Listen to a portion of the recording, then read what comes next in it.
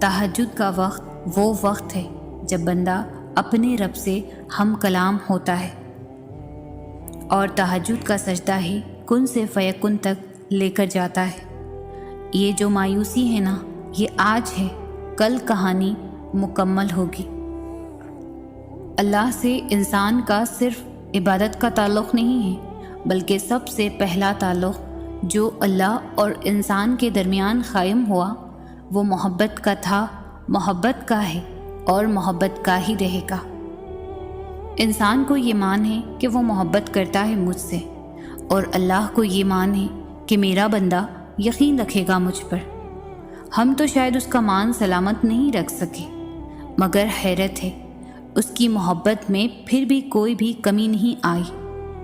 وہ کئی نافرمانیوں کے بعد بھی ہمیں سنتا ہے، ہماری دعائیں قبول کرتا ہے، ہماری تکلیف کو سمجھتا ہے۔ اور جانتے ہو یقین کیا ہے؟ کہ جب وہ انتظار کا کہے تو انتظار کیا جائے، جب وہ کسی چیز کو دور کر دے تو اس سے دور رہا جائے، جب وہ ہتھیلی پر رکھ دے تو اس کو دل میں بسا لیا جائے، اور اپنے تمام فیصلوں پر اس کے فیصلوں کو ترجیح دی جائے، اس سے محبت کی جائے۔ جو چیز اس کو ناراض کرتی ہے اسے پھر مڑ کر کبھی نہ دیکھا جائے۔ کائنات کی تمام تکالیف ایک طرف اور اللہ سے دور ہو جانے کا دکھ ایک طرف، تو کیا اس سے جدا ہو کر رات کو نیند آ سکتی ہے؟ کیا اس کو ناراض کر کے سکون مل سکتا ہے؟ اگر ایسا ہوتا تو وہ کبھی بھی انسان کا سکون اپنے ذکر میں نہ چھپاتا، اگر ایسا ہوتا تو وہ کبھی سجدہ نہ بناتا۔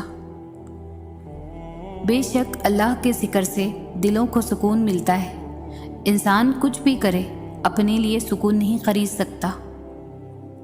انسان جب اندر سے ٹوٹ جائے تو کسی بھی ماحول سے خوش نہیں ہوتا، چاہے آپ کے پاس بہت محبت اور احساس کرنے والے لوگ موجود ہی کیوں نہ ہوں۔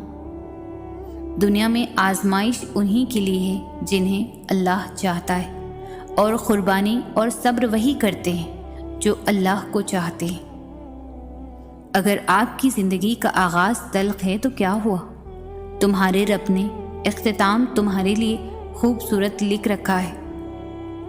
محبت کرنے والا رب ہے تمہارا۔ تمہارا مقدر تمہاری زندگی نہیں بناتا، تمہارا توکل تمہاری زندگی بناتا ہے۔ تمہارے پاس اب بھی دعا کا اختیار موجود ہے۔